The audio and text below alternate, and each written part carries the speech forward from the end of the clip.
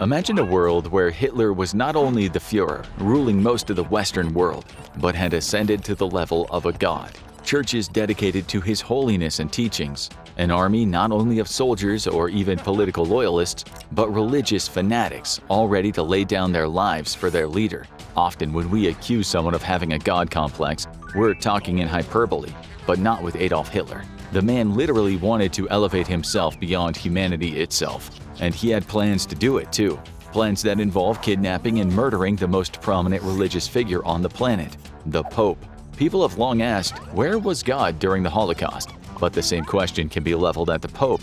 What was the leader of the Catholic Church doing during the most devastating war in human history, in which millions of Jews were subjected to industrial slaughter? Could he have done more? When someone is placed on such a high moral pedestal, their actions are dissected in minute detail. Against the backdrop of the war and Holocaust, the examination quickly turns into a frenzy. For decades since the end of World War II, the actions and inactions of Pope Pius XII have been hotly debated. He is one of the most controversial popes in history, with some supporters staunchly believing that he was responsible for saving hundreds of thousands of Jewish people. Others, meanwhile, argue that he cowered away from the conflict, refused to stand up to Hitler and the Nazis, failed to acknowledge the extent of the Holocaust, and even conducted secret backroom meetings that throw his entire credibility into question. He's even been given the unfavorable title Hitler's Pope. He's a man who historians simply cannot reach a consensus about. But the more evidence that comes out, the more damning our view of him becomes. And yet, clearly, he was enough of a thorn in Hitler's side for the Führer to want to have him kidnapped and held hostage. How could he be both Hitler's Pope and also have his head on the Führer's chopping block? So let's start at the beginning. Who was Pope Pius XII before he took his place in the Vatican? There were two popes that ruled over the Vatican for the duration of the Nazi movement. The first was Pope Pius XI, taking on the papacy in 1922. His Vatican watched from afar as fascism took hold not only on Germany, but in Italy too.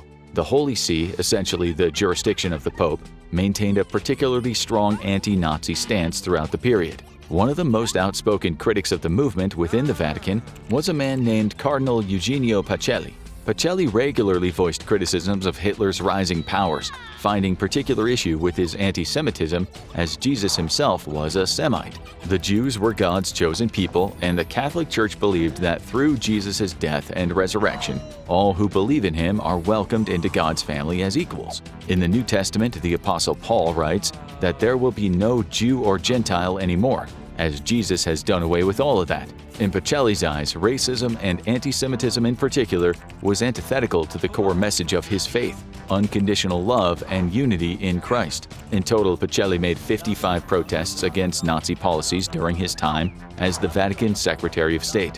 While not as strong as it once had been, the Catholic Church still held significant sway across Europe, and so to have it so publicly opposed to Hitler was a frustration for the German Chancellor.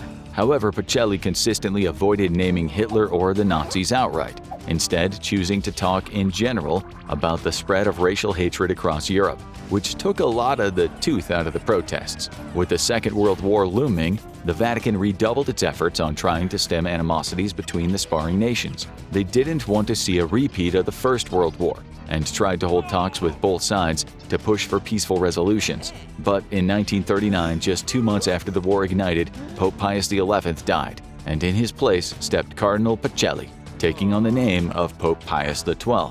The Vatican had been in a tricky position in choosing the next pope.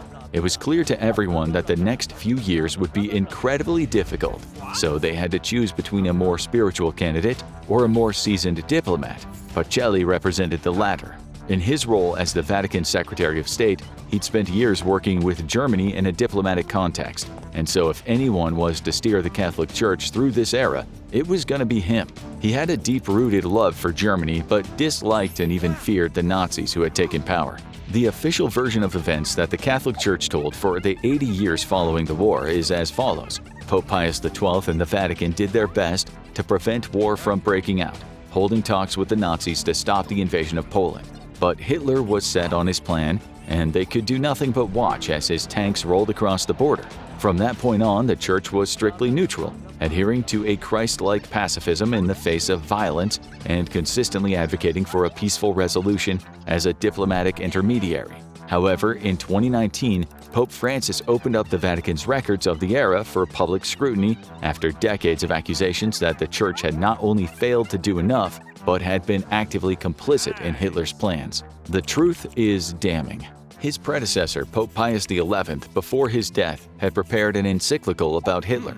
An encyclical in Catholicism is a papal letter sent to all bishops of the Roman Catholic Church. Encyclicals are typically intended for public dissemination and often address significant doctrinal, moral, social, or political issues relevant to the Church and the world. They are considered authoritative teachings of the Pope and carry great weight within the Catholic Church. Encyclicals can cover a wide range of topics, including theology, ethics, social justice, and current events, and they often provide guidance to Catholics on how to understand and respond to various challenges facing society.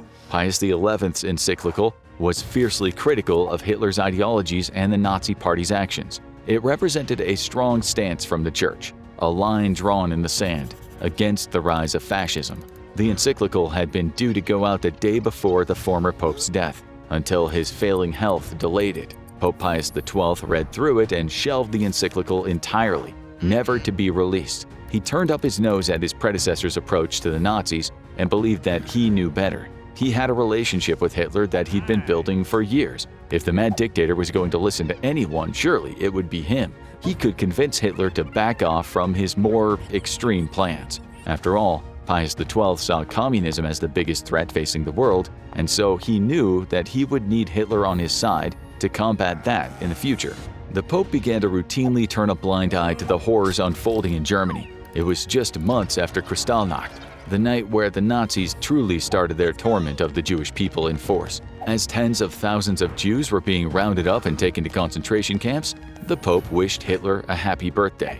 In the weeks leading up to Germany's invasion of Poland, Pope Pius held a secret meeting that, until a few years ago, almost no one knew about.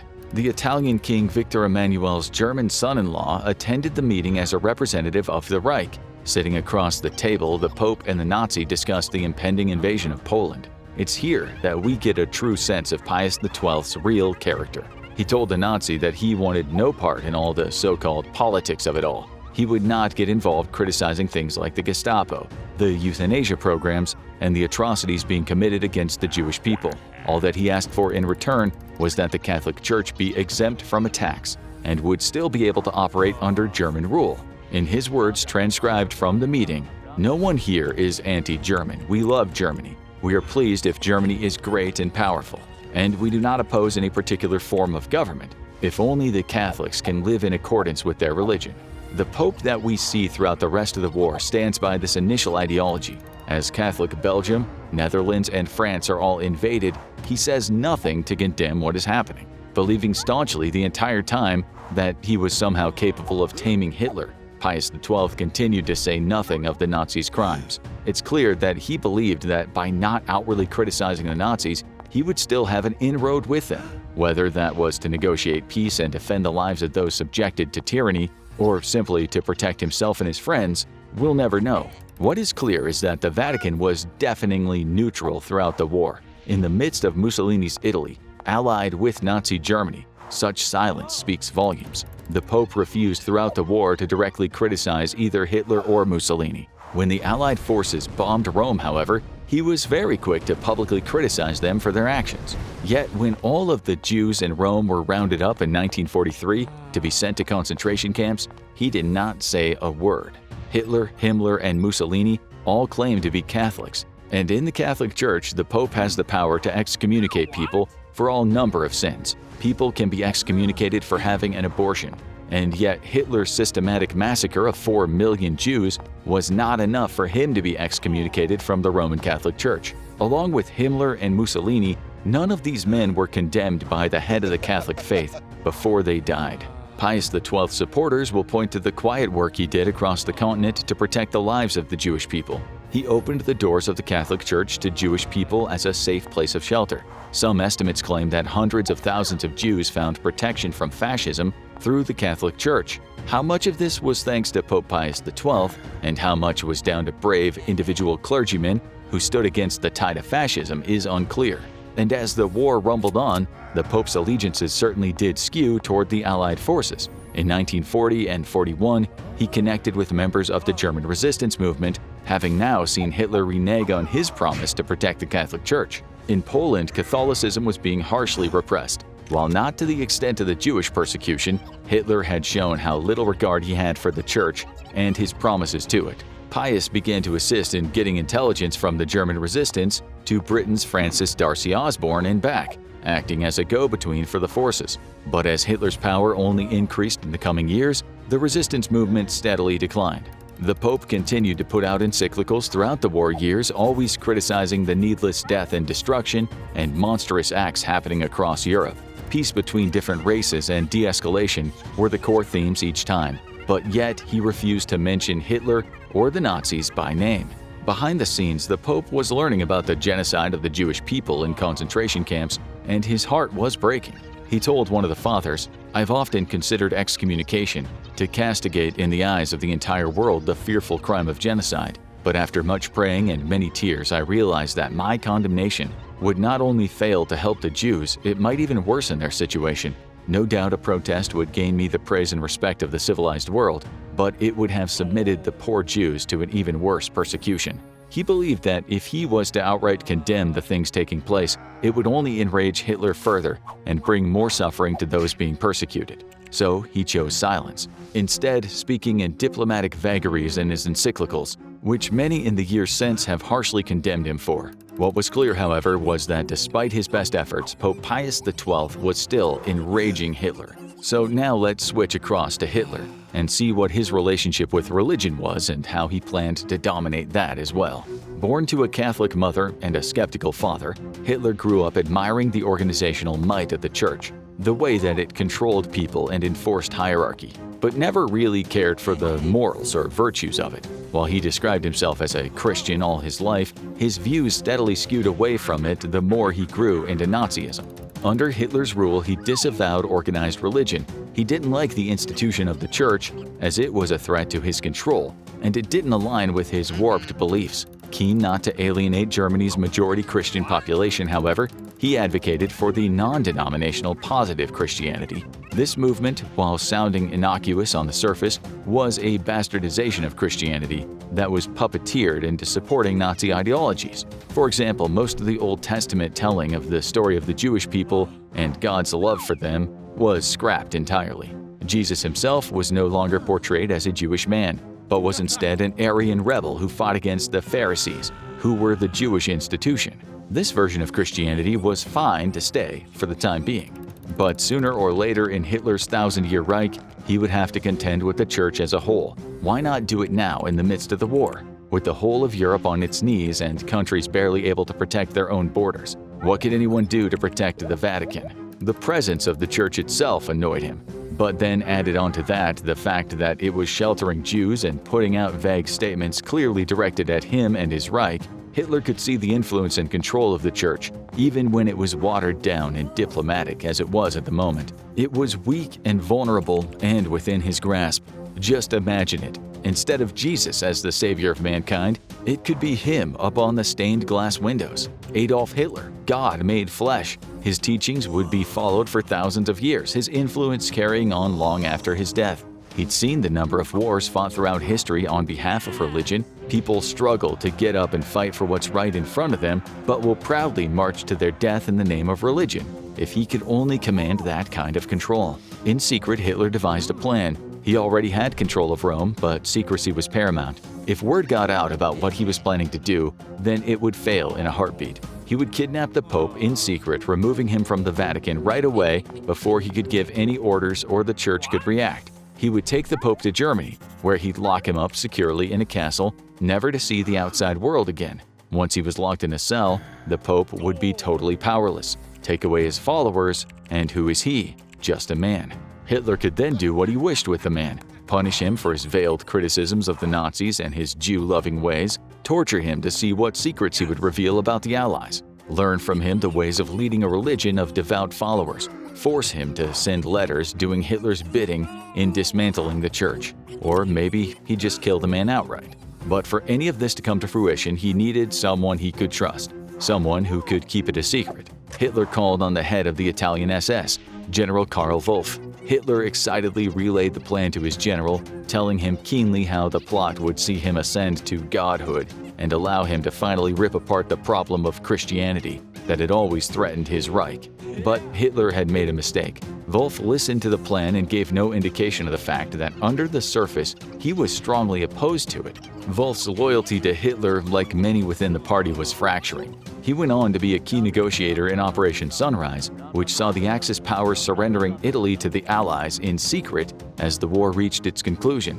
Wolff likely saw the plan as a desperate grab for power that was doomed to fail from a leader who was steadily losing his grip on reality and sinking deeper into paranoia and delusions of grandeur. Allied troops were advancing through Italy at this point, heading in the direction of Rome. This plan of Hitler's was a now-or-never strategy. Time was of the essence. Wolff dressed up in civilian clothes and walked to the Vatican discreetly, trying his best not to be noticed. When he arrived, he said that he needed to speak to the Pope right away to report on suspicious and very urgent matters regarding his person. He explained the situation plainly to the Pope, outlining that his life was in present and immediate danger, and that he should make arrangements for his safety and the continuation of the Catholic Church. Much to Pope Pius XII's surprise, he also explained that this wasn't the first time Hitler had made such plans. Just a year prior, Hitler's plan had been to occupy the Vatican itself. The Nazis would take it by force and seize all of the artwork, the religious artifacts, and the texts kept there for supposed safekeeping. Wolff had talked Hitler out of the plan at the time, but he didn't know if he would be able to do the same again. In all the chaos that was about to unfold in Rome, he couldn't guarantee the Pope's safety. Pope Pius XII went white as a sheet but accepted the news. To his credit, the Pope did not run. He remained in the Vatican but set up arrangements for his disappearance or death. Should he be captured by Nazi forces, his resignation would take effect immediately. The Holy See would move from the Vatican that instant too. Instead, the College of Cardinals in Portugal would take charge, immediately electing a new pope who would operate from there. The Catholic Church, as much as its identity is tied up in the Vatican, must not fall with it. Hitler could kill one man, but he could not destroy a religion in the process. Weeks passed, and Pope Pius XII lived in constant fear. At any moment, his worst nightmare could come true. The Nazis could storm the Vatican and take him away with them. The plights of the Jewish people that he had spent the last few years hearing about, which had only grown more extreme as time went on, would soon be felt directly. He'd talked a number of times about the importance of being a martyr for his faith, but now that the prospect was on his doorstep, he wasn't sure if he was ready for it. But then the Nazis withdrew. The Allies took Rome. His ordeal was over, or so he thought, because with the end of the war came the beginning of the questions. As Allied troops moved through occupied Europe, they discovered colossal concentration camps. The bodies of Jews, disabled people, homosexuals, travelers, and more were stacked so high that they bulged out of mass graves that industrial machinery had dumped them into. The scale of the Holocaust was slowly and excruciatingly revealed. The Nazis hadn't just been working Jews to the bone or executing some of them. They had industrialized their mass murder. Top scientists had spent the war years trying to devise the most brutally efficient ways of slaughtering other human beings so as to rid the world of them as quickly as possible. Who knew this was happening? Which people stood idly by and allowed these things to take place? It wasn't long before the finger started to point at the Pope. He'd received letters throughout the war detailing exactly what was happening. He'd been told explicitly that over 7,000 Jews were being executed in gas chambers every day, men, women, and children, and yet he never had explicitly criticized the Nazis in his entire papacy. He had never called out Hitler by name. Even after the war had ended, the Pope had been incredibly hesitant to discuss the scale of the Holocaust, playing it down and asking for more evidence repeatedly. The question was asked, if they were Catholics instead of Jews in those concentration camps, would he have behaved differently? He had spent the whole war trying to maintain some level of relationship with Hitler to negotiate with the man, but had utterly failed to make Hitler budge. He supported the German resistance with intelligence, but that failed to go anywhere significant. His church had saved the lives of many Jews fleeing persecution, but how much did he directly contribute to that? The reality was that he never called Hitler out by name. Pope Pius XII was clearly a conflicted man in an incredibly difficult situation. He failed, as we all do at times, but should he have done better? History still hasn't been able to decide that yet. Now check out Hitler's plans for the world if he won, or watch this video instead.